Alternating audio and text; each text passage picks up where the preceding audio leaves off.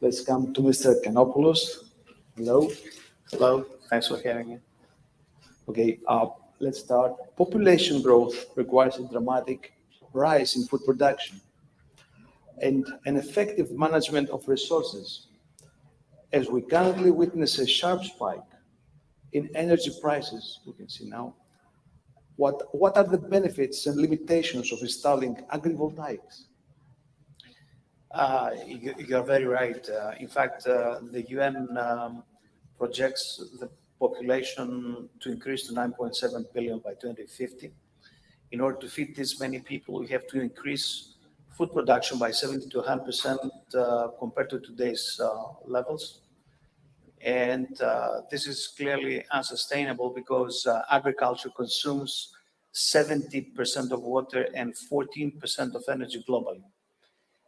Therefore, we have to use technology to do that. And the most promising technology in order to increase yields and at the same time decrease the water usage is greenhouses. Because generally speaking, on the average, the yield in a greenhouse compared to open field agriculture is about 10 times more at using 10 times less water. However, there's a penalty, and the penalty is energy usage, which is 10 times more. Now, what is very promising is new technology that allows essentially a greenhouse to become a photovoltaic system and produce energy itself for running the greenhouse and or selling the energy to the grid, therefore producing another income stream for the farmer. So the farming in a greenhouse can be energy autonomous by using agrivoltaics.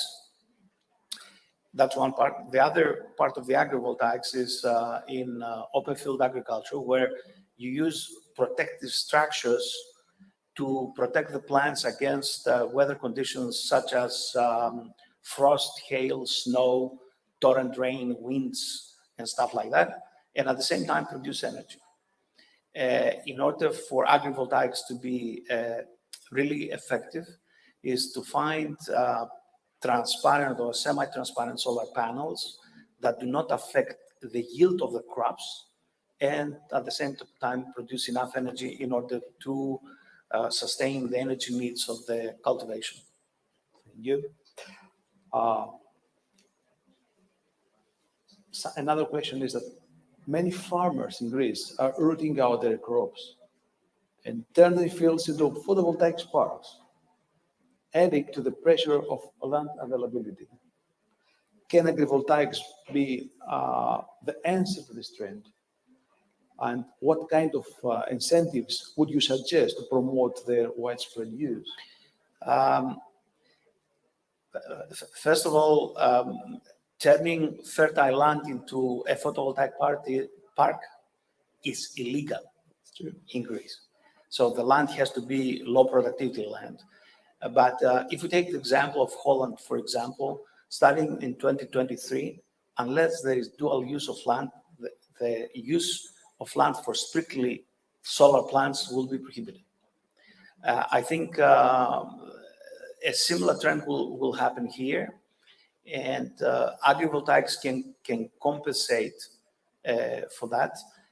We are discussing with the Ministry of Agriculture for added incentives for farmers who do both, who cultivate the land and at the same time produce energy without having one to compete with the other. And the incentive there is a preferential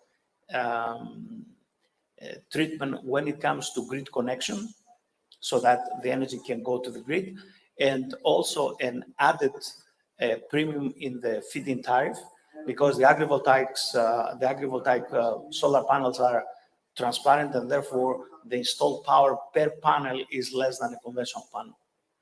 Thank you.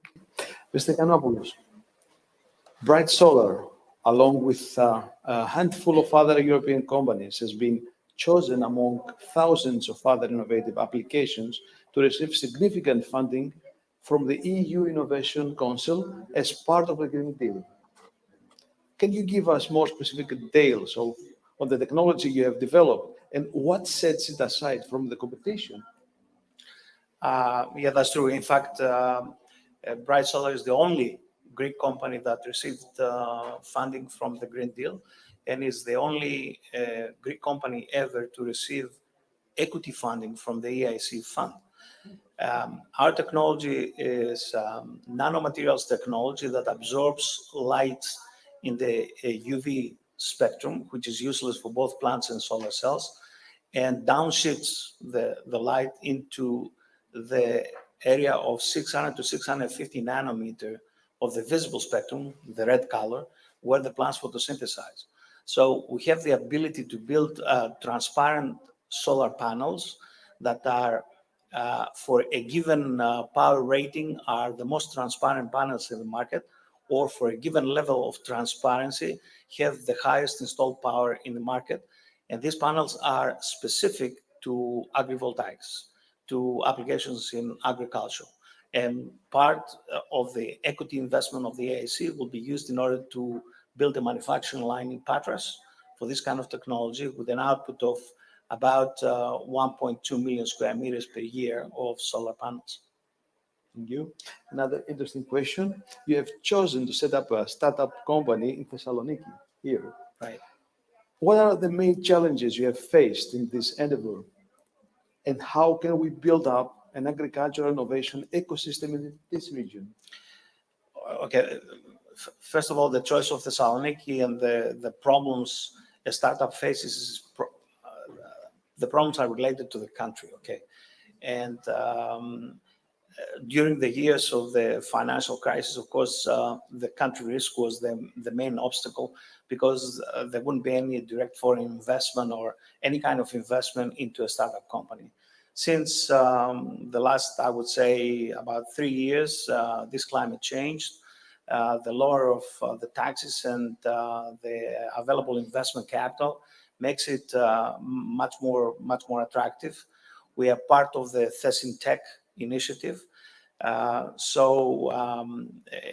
Similar initiatives will help to build a technological ecosystem that, in our case, applies to agriculture, but this general cooperation at the technology level, I think it will help the country and the economy in general, in addition to agriculture.